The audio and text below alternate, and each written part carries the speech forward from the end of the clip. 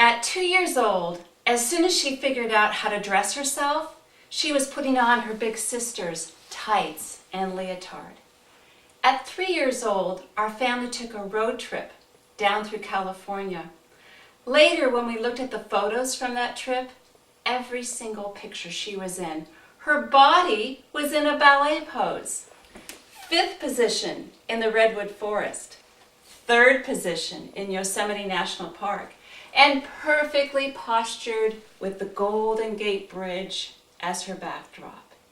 At her birth, if I hadn't been there, I would say she came out of the womb in a tutu. I'm talking about my youngest daughter, Katie. She pleaded with me to take ballet lessons as soon as she could talk. I shared this with a local ballet teacher who only took students in her class after they turned 4. However, she made an exception for Katie and let her in when she was still 3. A lot of little girls are mesmerized by the grace and beauty in ballet. Yet over time, piano lessons and soccer teams crowd the schedule, and their interest diminishes. Not so for Katie. I kept wondering, when is she going to outgrow this like her sister did? Our kitchen became the dance floor for practicing her pirouettes and arabesques. And our oven handle became the ballet bar to practice her ballet positions. At 10 years old, she was one of the youngest in her ballet studio to graduate to point shoes. These are the stiff shoes you see professional dancers wearing, where they learn to balance and dance on their toes.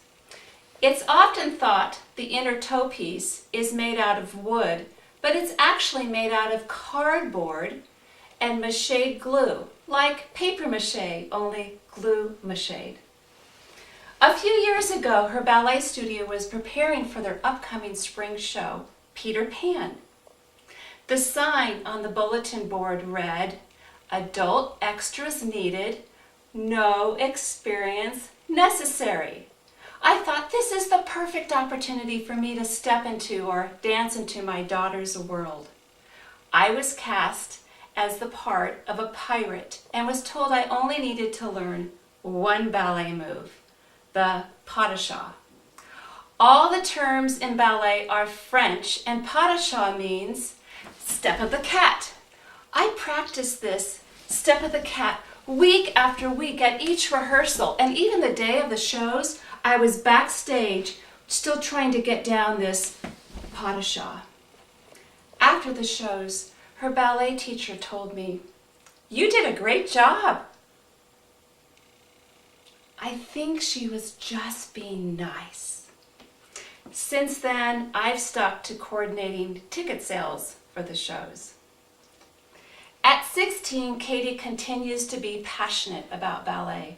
Every day when she comes home from school, she works hard to get her homework done, and then is off to the ballet studio to take classes to improve her technique, strength, and performance, as well as prepare and rehearse for the upcoming show, like the one she's in later this month, Cinderella, where she's dancing, as most of you know, in the lead role as Cinderella.